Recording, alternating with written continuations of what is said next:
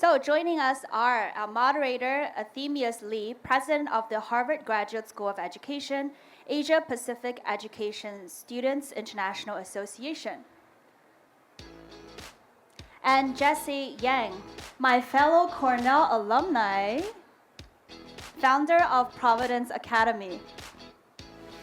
Sarah Tong, co-founder of Big Bang Academy, and Leo Tang, former student of Beijing number 35 High School and the Zayed Prize winner. Welcome. Let's hear from this next generation of sustainability leaders.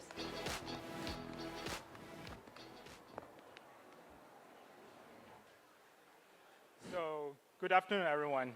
Welcome, everyone, to come to BEYOND Expo and Zayed Sustainability Prize 2025 International Education Panel. And I'm Anthemius Li, your host for today. And so let's break the ice first. And could each of you share a quick intro about yourself and what you're passionate about? So let's start from you. Good afternoon, everyone. My name is Jessie. It's very happy to meet all of you in Macau at BEYOND Expo. It's actually my second time here. Always impressed by all of the tech projects here. Actually, Providence Academy is my side job. I'll say it's my social responsibility. It is a platform that assembles young Chinese tech talents and entrepreneurs who are interested in land and settle their projects in Chinese cities. So basically what we do is we assemble all of these young talents and we provide full scholarship for all of them, just as Schwarzman Scholar and Rhodes Scholar system.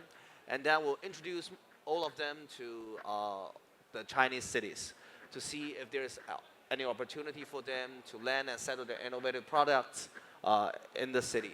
And we'll also help them to get their fund and investment. My major job is a early stage deep tech investor. My fund's name is Broadbridge Everpine Capital, which we called 宽桥恒松资本. It was founded last year, and our AMU is about 1 billion RMB, which we focus on the upstream of embodied AI and also eVTOL and also robotics, these popular AI and deep tech investment areas. So basically what I do is I connect talents and projects and capital together. I'm actually not an educator in an education panel, but I've invested in many portfolio companies that involved with education. I'll share more about it in the follow discussion. Thank you, everyone. Yeah, thank you. And the education is, the investment sometimes is the art of education. So maybe next section, we're going to cover it more. Sure. So. Hi, everyone. This is Sarah. I'm the co-founder of Big Bang Academy. Very privileged to be here, sharing with my fellow panelists and with the audience as well. So a little bit about myself. I'm born and raised in Hong Kong. I was trained as an engineer at University of Cambridge. And Big Bang Academy is the company that I founded 5 years ago.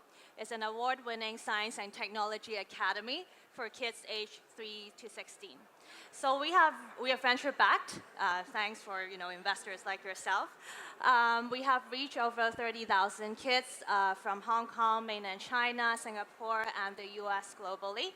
And we are a hybrid learning platform where we operate our online learning system and also face-to-face offline experiential classes.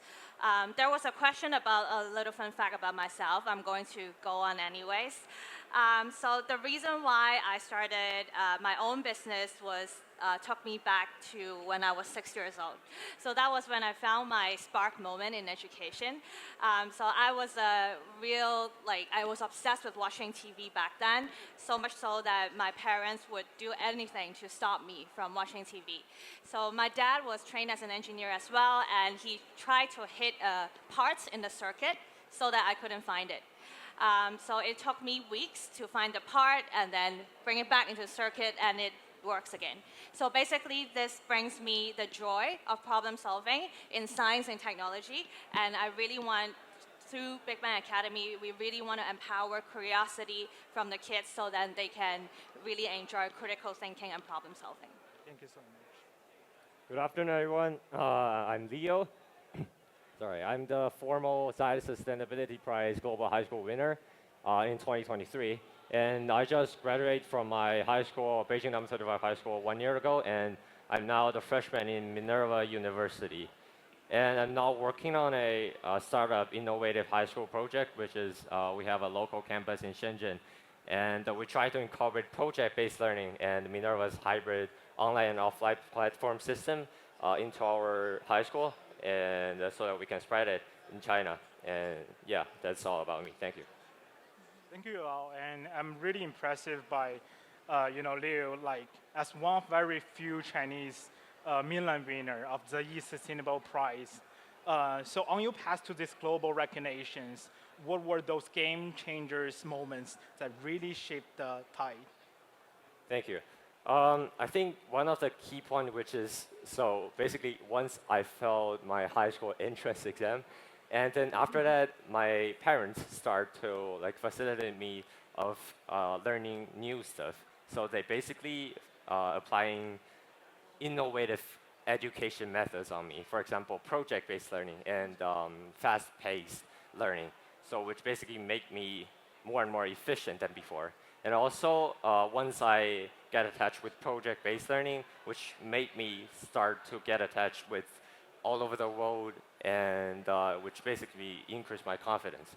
So after I gained those achievements, I think it's time for me to stand in a bigger stage. That's why I start to challenge myself to see whether or not I can stand in a bigger stage. And that's why I applied to the Sustainability Prize. Very impressive.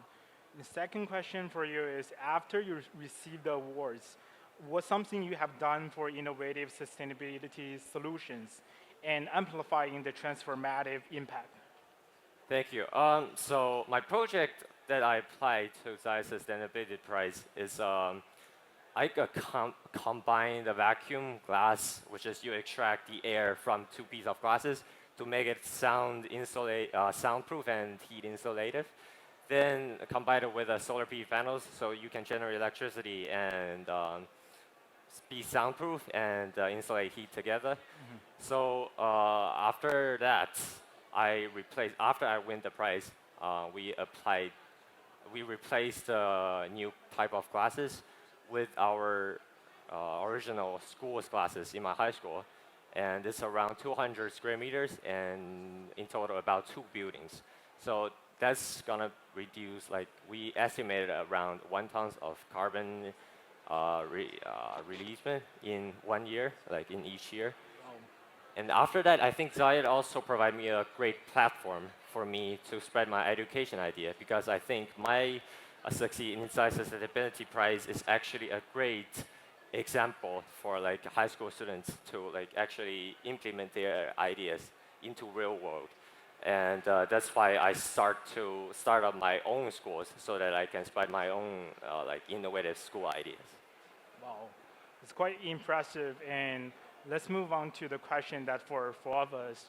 And so, how you perceive the artificial intelligence influence education and change the industry of education? Do you believe it will harm or benefit the individual learning trajectories and industry growth? All right, let's start from me. As I say, I'm not a educator, I'm an investor, but I've invested in many portfolio companies that is related to the education industry. From my perspective, it's not only education itself, but it is a ecosystem which contains many different characters that will influence the industry itself. For example, my first entrepreneurship endeavor is back to the year 2017. I'm the co-founder and partner of a payment company called Easy Transfer, which helps Chinese students to pay their tuition to overseas universities in Chinese currency. And there is Chinese customer service that can help all of these Chinese students and families who don't speak English well and help them to go through the process. In this way, it is like an infrastructure. Payment platform is like an infrastructure for education. Cross-border payment is a very important and crucial process in the international education. In this way, we help the students to deal with this process. It is very necessary. And furthermore, we use AI technology to do anti-money laundering. In the cross-border payment for Chinese currency, there's a very strict regulation by the Chinese government. So what we do is we help them to regulate this process, and we help them to make this process easier and also cheaper. This is an implement of how AI can influence education as a tool and as part of the infrastructure. The second case I would like to illustrate is another portfolio company, which is the MCN in Chinese entrepreneur ecosystem. We mention MCN a lot, which is shortened for multicultural networks. It can be understood as a influencer agency company. I invested in MCN company called Starmont Media, 新闻天下, which is the top one education MCN in China mainland, which assembles more than 100 education sector influencer in Xiaohongshu and also Chinese TikTok, Douyin. So all of these influencers, they assembled, they signed with our own education IP. So all of the content is about different education sectors, such as English learning, family education, how to prepare for different tests, how to writing, how to talk with kids, how to deal with Gaokao system, different things like that. And all of the products those influencers sell are not cell phone, are not makeups.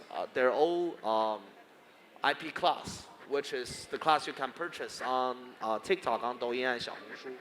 So this is another way we use technology and AI to change how education products can be distributed.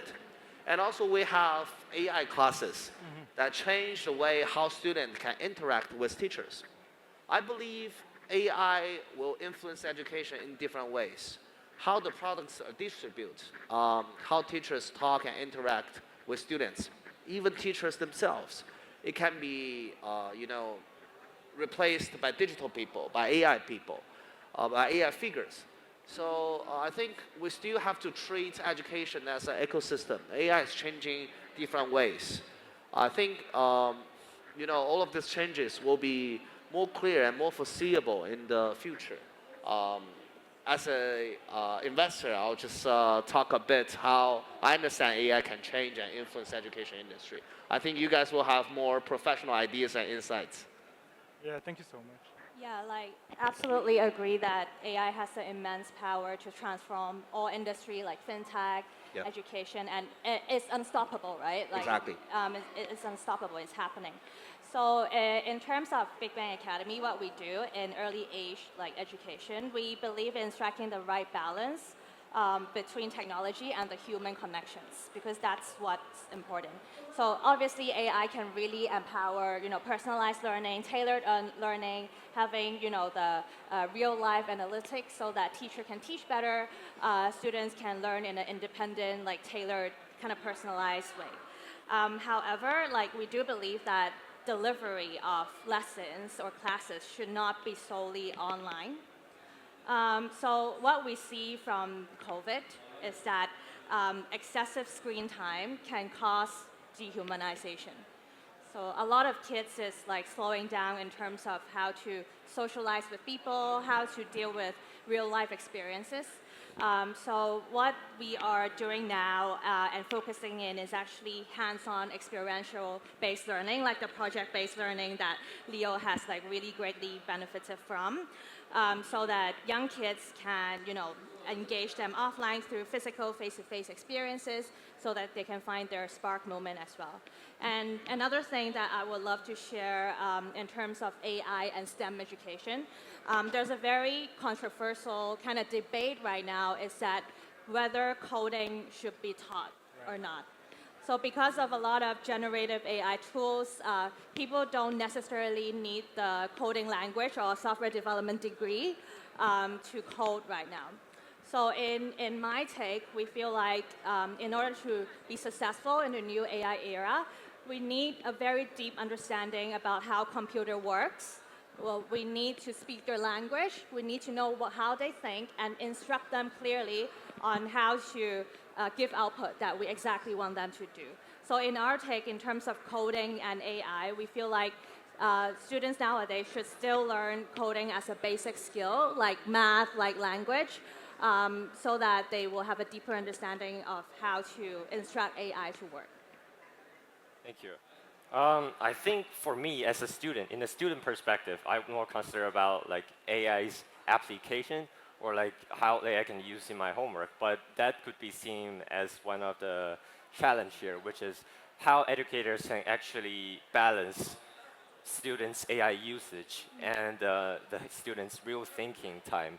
So I believe AI can definitely take a role of those traditional knowledge teaching educators, but the most important skills right now is whether or not the student have the thinking process themselves.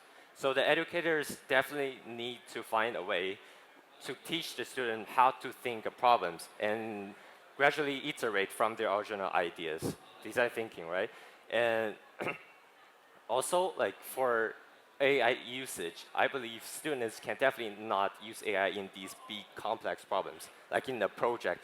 Like AI can only give you brief ideas in their first step, but you have to keep asking, keep giving it prompts so that you can finally derive from AI to get a great solution. And that's, I think, the big problems here. Like, that's why I also dive into project-based learning, because I think project right now is actually more essential than those traditional knowledge. No wonder you're a prize winner. You're a very mature thinking student. Right. I'm very impressed. Very impressive. Yeah. And I have like follow-up question with AI education. So if AI tutors starting teaching calculus, for example, better than human, so what left for educators? So which means are we heading toward teachers as a life coach area in the future? So what roles do you think the educator really stands by?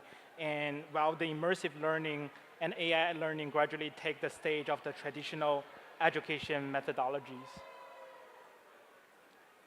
All right, I think you know AI tutors always have better knowledge than any outstanding professors, lecturer.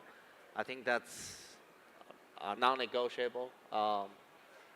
Very easy, but you know I think the moral of education is the perpetuation of knowledge, and also you have to teach others how to really get to learn something. It's not only the knowledge; it also you have to learn the methodology of learning. You have to, you know, really get the interest of absorbing the knowledge. I think that's not what AI can do. What AI can do is they can help you to interact with more users, with more fun contents. AI can generate that. But what AI cannot do is they cannot be a person-to-person tutor that really evokes your interest of learning something, really gets you to get in love with any subjects. When we are young, when we're in school, I think we all have our favorite teachers, and we fall in love in some subjects because of him or her, this teacher. I think that's not what AI can do.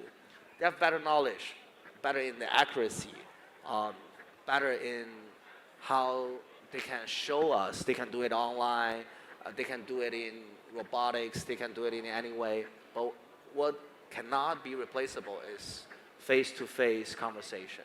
Education has been an industry for 1,000 years, right? From ancient to now. During the pandemic, there's online classes. And right now, we have AIGC content that can interact with people easily. But still, teachers itself, I mean, face-to-face education is, for me, I think is never gonna be replaced. Because it is something that can really evoke our love for any subjects. Right. That's my perspective. And furthermore, I think, you know, calculus is a subject that there is an accurate answer, yes or no. But many subjects such as humanity, history, music, literature, there are no answers. What we are learning from the subjects is the way how we find difficulties, how we find problems in our society, and how we solve this problem. What's important is this process. There's Check, there's Coursera, there's DeepSeek, there's ChatGPT that can help us do translation, extract any information, form a paper, but what cannot be replaced is the way we form our idea. And in this process is how we build up our own character. We form our own value to this world. I think that's, cannot be replaced. That's my perspective. Right. Yeah, absolutely agree. So AI is very strong in knowledge transfer, calculus, math, history, all of these knowledges. But so I'll talk about what AI is good at and what AI cannot replace. So in the world of tech, there's a term called 10x software engineer. I'm not sure you've heard of it. So in terms of software developer, there are these star developers that can do 10x better than the other developers. They're faster, they have less bugs, they just do better basically. So before AI, if you're a marketer, if you are a human resources specialist, this cannot happen. You cannot be 10x better than your peers. But after AI, actually people who leverage it well, their productivity will increase exponentially, right? And there will be 10x educators, 10x entrepreneurs, 10x human resources specialists. But there's a huge problem here because there's where inequality happens, right? So there's a huge problem in education right now in the AI era, which I call it the curiosity gap. So what we observe, even in tech industry or in schools or our peers, some people are really good at learning what are the new AI tools. You mentioned a lot just now, right? Like they use a lot of AIGC, they really look into LLMs and all that. But some people, they're still shocked by what AI can do. For example, I was just talking to my property agent. He has 3 dogs. And I generated a comic style photo of his 3 dogs for him. And he was so shocked, like, how is it done? But this was like a trend 3 months ago where everyone was like generating cartoon images, right? What happens here is some people are just innately curious, more open-minded, more self-driven to learn new things. And right now, there are new things, new LLMs every day. And for those people who are not as curious, they will not catch up. And this gap is only getting bigger because of AI. So coming back to skills like curiosity, social influence, agency, self-motivated skills, these are the skills that will be taught by human interactions, right? Teachers who are mentors and coaches who will push you to do your excellence. So I firmly believe that this actually emphasizes the importance of real-life teachers right now. That's a great point. I think, yeah, like curiosities and other skills is quite essential in this society right now. And I think I would like to add up like some skills onto it. For example, ethics and also like humbleness, etc., etc. Those skills, I would like state an example here. So for Asian Chinese students, once they met the requirements age, and they will be just strictly be sent into a private school, which is called 私塾, and the student over there will not learn anything that includes knowledge, but learn how to learn like survival skills, for example, farming, or how to help others. So that's an essential skills of being a human being, not like being a knowledgeable person. So after that, that's gonna be your base. And after the fundamental stuff, you can finally start to learn knowledge. So AI right now can definitely not replace, I would not say like in the future, but right now, it's hard for AI to replace these type of educators. They know how to catch like your students' small expressions and to see whether or not they actually learned what you want them to learn. For example, you can just see if he said thank you to you if you passed him something to check whether he learned humbleness, right? But for AI, maybe he can't, maybe it can't. So I think those are important skills for a human being. And also, I would also say an example of about passionates, also like related to curiosities.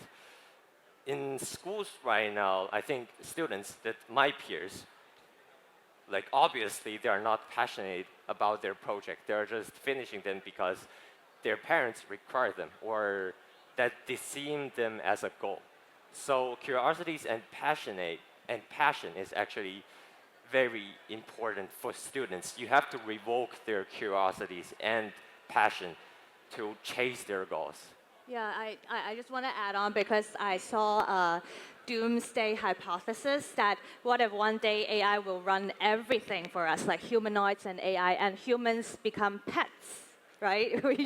We don't have any passion and we just live our life, a very good life. So I feel like Leo has a really great point on finding life's purpose, being passionate and curious, and this is something that real life teachers could really do. Right. And thanks for your opinion. And let's jump to next, like the last question that we have today for panel. So within the geopolitical dynamic change right now, what are some opportunity or threats to global education and nonprofit institution for you guys? Like, what are some, the opportunities and threats for you, institution or organizations? I think for me as an investor, there is always opportunity under the certain geopolitical circumstance. Back to the last era, for the investors who focus on Internet Plus, that was 10 years ago. What we do is we invest in those Internet platforms that mimic or copy the US pattern. What we see is Baidu copying Google. What we see is Renrenwang and other social networks platform that copying Facebook. And what we do is we use this geopolitical circumstance, which is China is banning some other websites that is from America. So what we'll do is we invest in this pattern. And what right now is the opportunity under the circumstances, the national security needs. Under the demand of national security, we have to have our own AI platform, our own data platform. We have to have our own IDC. We have to have our own robotics company, and also our own eVTOL. It's not necessary to have war, but what we do is we have to keep the national security demands as our priority. So this is the opportunity for me as an investor. And also for education industry, it's the same. Because the competition of technology, of technological products, behind that is the competition of talents. So what we are doing is we're going to cultivate more tech talents by ourselves. I think for certain subjects, for certain industries, for example, robotics, for example, nuclears, for example, new energy, crucial materials, semiconductors, more of those talents going to cultivated by Chinese universities, but not universities overseas. Because when they graduate, the other governments will not allow them to go back to China probably. Or even in the first time, they will not issue visa for them. So we're going to see an opportunity that Chinese universities going to have more chance to get the top talents within our countries. Because during the past decades, many top talents, they've went to MIT, they've went to Harvard, they've went to Princeton. And probably after their graduation, they work for a couple of years at Silicon Valley, at Wall Street, and then they come back to China. But I think in the later era, we're going to cultivate the talents by ourselves. And what Providence Academy is doing is we assemble those young talents at the first place they get out of school. And we help them to connect with the Chinese universities. I think that's my opportunity. It is the era for China. It is the era for Chinese tech. I think that's the opportunity given by the era and given by our nation. Yeah, so just want to add on Jessie's point. There's a competition on talent, right? Exactly. Yeah, so a month ago, the Chinese Education Bureau has announced that students as young as kindergarten has to start learning AI.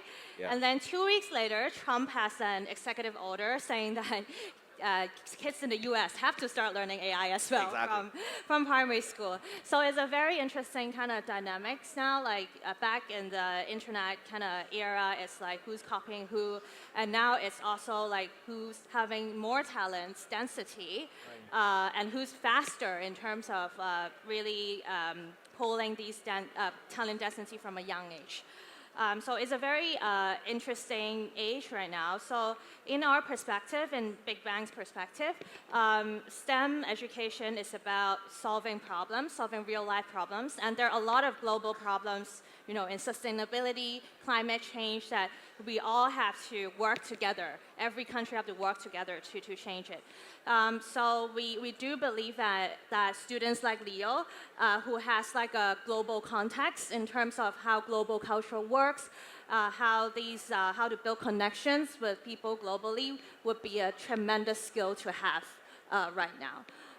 So we actually do host like exchange tours to it's Hong Kong, China, Cambridge, Silicon Valley, just like the school that you're studying right now, so that we're not copying each other, we're learning from each other, all the good bits, and we are all like solving problems faster with the AI. Yeah. Yeah, I think right now the opportunities actually goes from the threatened. We can see there's like around 10% of Chinese students who are depression, and there's more and more people getting like to the depression. There's a huge trend right now, and the reason is because of they cannot see like their future. The only things that they can see is the fear of being replaced by AI. So I believe the purpose for us is try to revoke their lights in their eyes. So we want to revoke their passion, and we want to let them stand in a world stage, being a global citizen and doing their own project. Thanks a lot. And due to the time manners, a huge thanks for our brilliant panelists, and give a round of applause for our brilliant panelists again. Thanks. And just remember, the future of education isn't about just what we teach, what we educated, but how we connect. So let's keep building those relationships and connections around the global society. Thank you all being here today, and this is the end of our panel.